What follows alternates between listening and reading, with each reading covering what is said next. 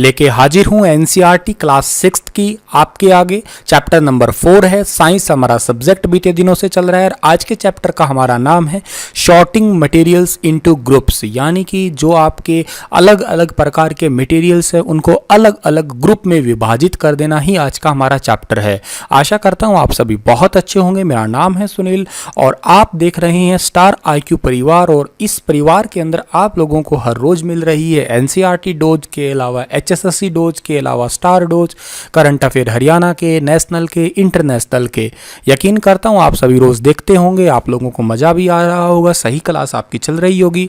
एक बात ध्यान रखिएगा, इस लॉकडाउन में एंजाइटी की तो देखो कमी नहीं है, टेंशन डिप्रेशन की भी कमी नहीं है, और टेंशन देने वालों की भी कमी नहीं है। ऐसे ऐसे महानुभाव हैं इस जगह कि हमें जानबूझ के डिप्रेशन में डाल रहे हैं, जानबूझ के कहीं ना कहीं डरा रहे हैं। लेकिन एक छोटी सी लाइन कहूँगा, नेवर गिव अप। अगर इस लाइन को ध्यान से समझ लिया कि अगर किसी ने अभी तक हार नहीं मानी, इस टाइम में भी किसी ने हार नहीं मानी ना, तो समझो आगे वही सर्वाइव कर पाएगा, वही कामयाब होगा आने वाले टाइम में। जब लॉकडाउन ओपन होगा तो आप वही बच्चा कामयाब होगा जिसने इन दिनों में थोड़ी बहुत मेहनत की होगी। आप ज़्यादा ना सही, थोड़ी थोड़ी तो साथ के साथ मेहनत करते रहिएगा। चलिए, आज का जो हमारे टॉपिक्स हैं वो क्या क्या पढ़ने हमें। सबसे पहला हमें टॉपिक पढ़ना है कि ऑब्जेक्ट अराउंड अस। अलग अलग वस्तुएं हैं, अलग अलग ऑब्जेक्ट हैं, वो हमारे आजू बाजू हैं। कौन कौन से हैं पहले तो उन्हें निगरानी देखते हैं हम लोग। फिर देखेंगे हम प्रॉपर्टीज ऑफ मटेरियल्स। मटेरियल्स की प्रॉपर्टी क्या होती है, कुछ हार्ड होते हैं, कुछ सॉफ्ट होते हैं, कुछ पानी में डूब जाते हैं, कुछ नहीं डूबते हैं, इस टाइप से कुछ हम देखेंगे। फिर अपीयरेंस एंड हार्डनेस के बारे में देखेंगे, ठीक है, कि मजबूत वगैरह के बारे में जान लेंगे कि कितना हार्ड है, कितना सख्त है वो, कौन कौन से ज़्यादा कठोर होते हैं, कौन से नहीं होते हैं।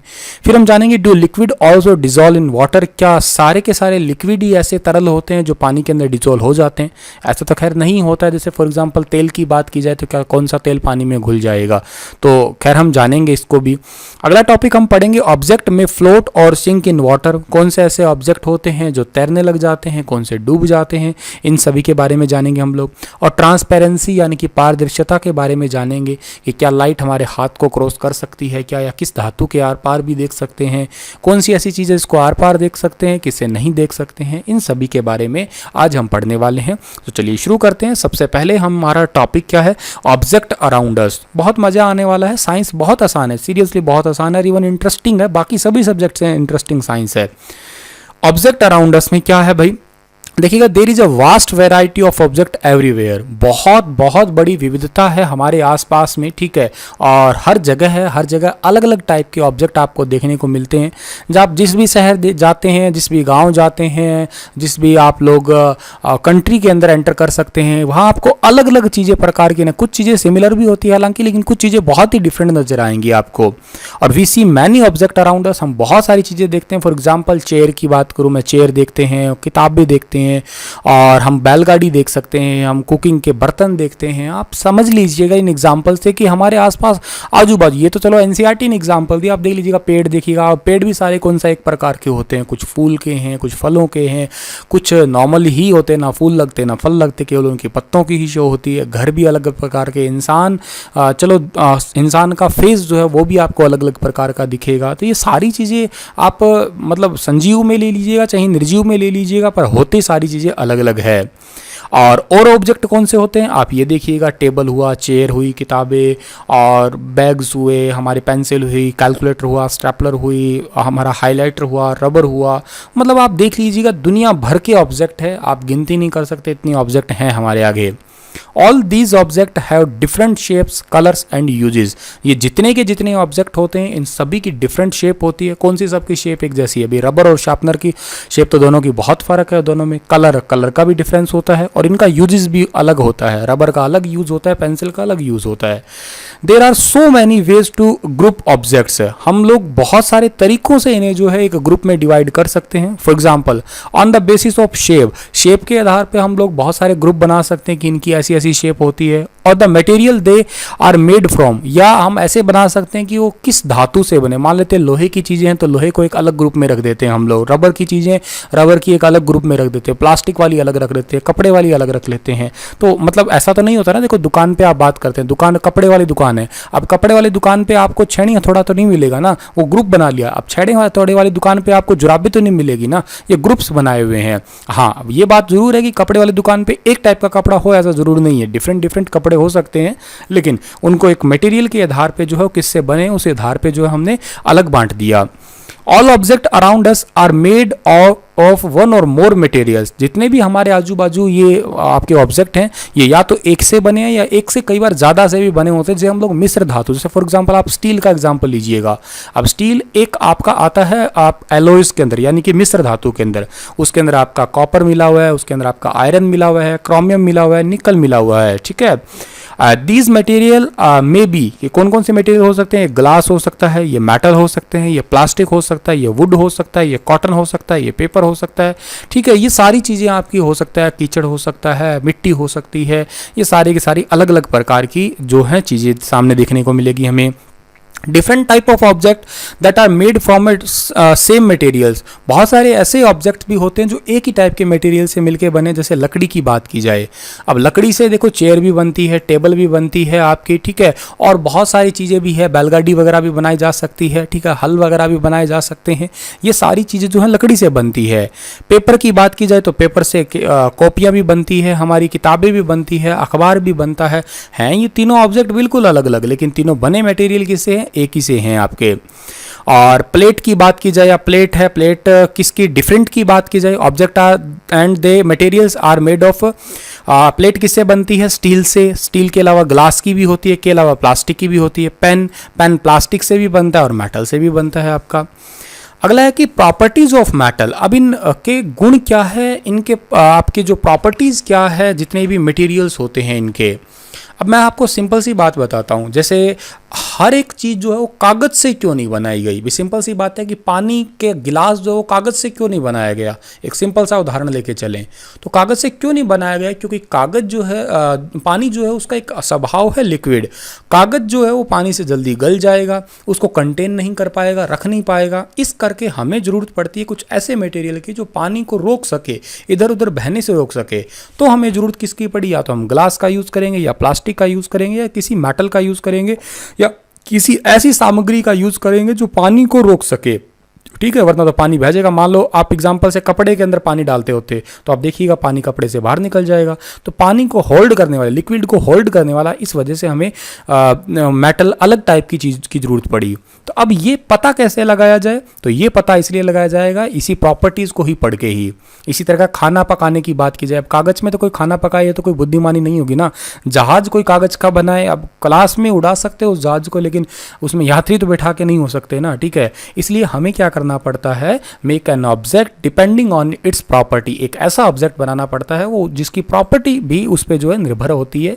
The purpose of which object is to be use, और प्रॉपर्टी हमें देखनी पड़ती है कि किस पर्पज के लिए यूज कर रहे हैं, उसी प्रॉपर्टीज का हमें मटेरियल यूज करना पड़ेगा। मतलब उसके गुणों के आधार पर हम लोग चुनते हैं उसे, और किस उद्देश्य से यूज कर रहे हैं वो भी हमें देखना पड़ेगा। अपीयरेंस की बात करें तो material usually look different from each other. अब ऐसा नहीं है कि सारी चीज़ें एक जैसी दिखती होगी आपकी। Would looks very different from iron. अब लकड़ी और लोहे की बात की जाए तो दोनों में दिन रात का फर्क है, दोनों में बहुत ज़्यादा डिफरेंस है। Iron appear different from A copper और एल्युमिनियम।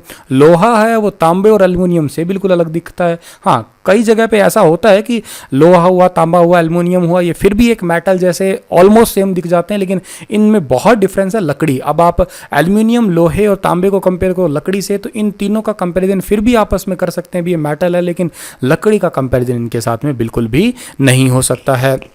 अच्छा जी, उसके बाद की बात की क्या जाए तो material which can be compressed और stretched easily are called soft. ऐसा कोई भी मटेरियल हो जिसको आप ईजिली दबा दे, संपीड़ित कर दे, ठीक है, या उसको कंप्रेस कर दे, तो वही आपका क्या कहलाएगा, सॉफ्ट मटेरियल कहलाएगा, या सॉफ्ट मेटल भी हो सकता है वो।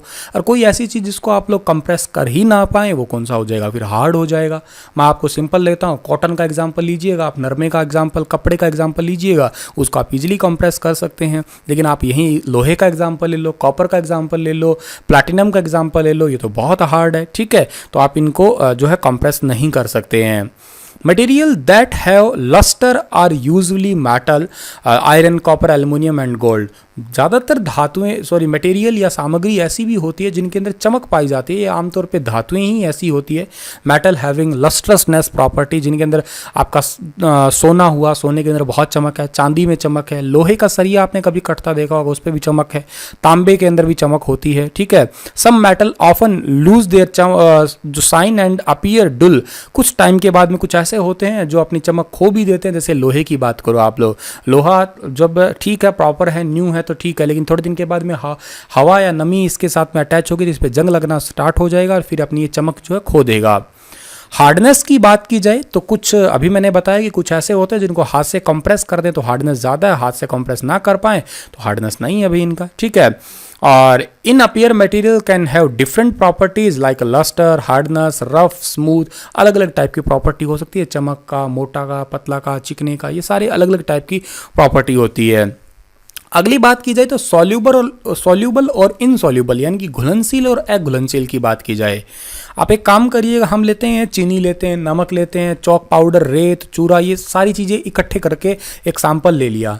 इन सभी को क्या कर दिया, सभी को पानी के अंदर डाल दिया, थोड़ी देर के बाद में एक चम्मच से घोल दिया और फिर देखते हैं क्या ये सारी चीज़ें एक जैसी घुली दिखेंगी हमें, बिल्कुल नहीं। अगर अच्छे से घोल दिया तो चीनी अच्छे से घुल जाएगी, ठीक है, नमक भी घुल जाएगा, चौक पाउडर कुछ घुल जाएगा, कुछ नहीं घुलेगा, ऐसे रेत जो है कुछ घुल जाएगी, बाकी थोड़ी देर के बाद में नहीं घुलेगी, क्योंकि एक बार तो लगेगा जैसे इसमें घुल गई, लेकिन थोड़ी देर के बाद में रेत क्या है, पानी के नीचे जम जाती है तो नहीं मिलेगी। चूरा हुआ, ये ऐसी चीज़ें नहीं घुलेगी।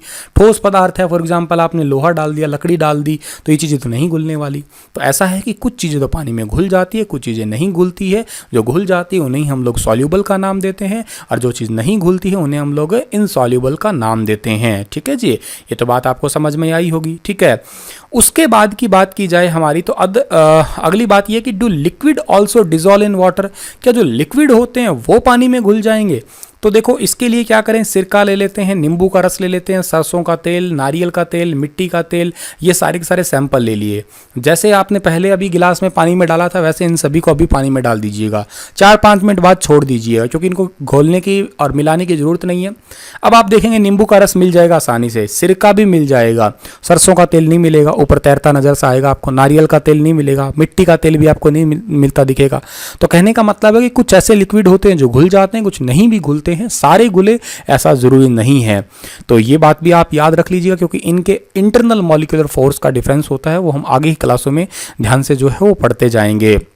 सम gases are soluble in water, कुछ ऐसी गैसेस भी होती है जो पानी के अंदर घुल जाती है, जैसे उसका बेस्ट एग्जांपल देते हैं oxygen. Oxygen gas dissolve in water is very important for survival of animals and plant that live in water, और ये उनके लिए सबसे ज़्यादा जरूरी है जो कि पानी के अंदर जीते हैं। जैसे बात करते हैं मेंढक की बात कर लेते हैं हम लोग, हम मछली की बात कर लेते हैं, तो पानी के अंदर जीते हैं उनके लिए बहुत जरूरी, क्योंकि ये गैस पानी के अंदर ईजिली घुल जाती है, ठीक है। ऑब्जेक्ट में फ्लोट और सिंक इन वाटर, कुछ पानी में तैर जाती हैं, कुछ डूब जाती है। अब आप जाहिर सी बात है, पानी के अंदर आप पत्थर फेंकेंगे, तालाब के अंदर पत्थर बहुत बार फेंका होगा आपने, इजीली डूब जाएगा वो। अगर आप उसी पानी के अंदर कागज का टुकड़ा डाल लेंगे, कुछ सूखे पत्ते डाल देंगे तो आसानी से तैरने लग जाएंगे। तो ये तो जाहिर सी बात है कि ऑब्जेक्ट जो है जितना ज़्यादा उसका इंटरमॉलिक्यूलर फोर्स होगा आपस का, वो डूब जाएगा, इंटरमॉलिक्यूलर फोर्स ना के बराबर होगा, वो तैरने लग जाएगा। ट्रांसपेरेंसी की बात की जाए, पारदर्शिता की बात की जाए, तो क्या होता है कि वे पदार्थ या सामग्री जिनके माध्यम से चीज़ें देखी जा सकती है उन्हें पारदर्शी कहते हैं। जैसे फॉर एग्जांपल ग्लास है, कांच के तो आर पार आप आसानी से देख सकते हैं, पानी के आर पार देख सकते हैं, हवा के आर पार देख सकते हैं। कुछ ऐसे प्लास्टिक्स भी आते हैं जिनके हम लोग ट्रांसपेरेंट होते हैं, आर पार देख सकते हैं, लेकिन आप लोहे के आर पार देखने को कहा जाए तो बिल्कुल नहीं है। एकमात्र ऐसी धातु कौन सी आप मुझे कमेंट में बताइएगा जिसके आर पार भी देखा जा सकता है, 100% तो नहीं लेकिन कुछ हद तक देखा जा सकता है, ठीक है। लकड़ी हुआ या मेटल कुछ भी हुआ, लकड़ी की कौन सा आर पार देख सकते हैं हम लोग, दीवार के आर पार थोड़ी ना देख सकते हैं हम लोग, ठीक है। और कुछ ऐसे होते हैं जो जिनका 100% क्लियरेंस नहीं होता, पारभासी होते हैं, जैसे मतलब कुछ दिख जाएगा कुछ नहीं दिखेगा। तेल लगा हुआ कागज है, जैसे थोड़ा थोड़ा धुंधला धुंधला दिख जाएगा, 100% नहीं दिखेगा, ठीक है। तो ये आपके ऑयली पेपर वगैरह या पारभासी जिनको हम लोग बोलते हैं। अब आपसे मैं पूछूं तो does torch light pass through your palm, क्या हमारी हथेली से टॉर्च लाइट जो है पास हो जाएगी? तो एक अंधेरी जगह पे अपनी हथेली का एक मसाल या गिलास कवर करके देखें, टॉर्च का स्विच करें और दूसरी तरफ हथेली पे अगर हम लोग देखेंगे तो कुछ हमें इस टाइप का दिखेगा। अभी ट्रांसपेरेंट आप नहीं कहेंगे, ये हल्का फुल्का पारभासी है, कुछ हद तक बस थोड़ा बहुत ट्रांसपेरेंट हो रहा है, बाकी 100% तो नहीं है। ठीक है, तो ये बातें हैं आपको सीखने की। अगली बात है कि इससे हमने सीखा क्या है इस चैप्टर से हमने यही सीखा कि अलग अलग टाइप के मटेरियल की अलग अलग प्रॉपर्टी होती है। कुछ लिक्विड में घुलते हैं, कुछ लिक्विड में नहीं घुलते हैं, कुछ ऐसे होते हैं जो हार्ड होते हैं, कुछ सॉफ्ट होते हैं। तो ये अलग अलग टाइप के ग्रुप्स बनाते हैं, इनका फिर हम अलग अलग जगह पे यूज़ किया करते हैं। इसी के साथ ये चैप्टर समाप्त होता है। कल फिर हाजिर होऊंगा लेटेस्ट अपडेट के साथ में, चैप्टर नंबर 5 के साथ में। तब तक के लिए आप हंसते रहना, मुस्कुराते रहना। धन्यवाद।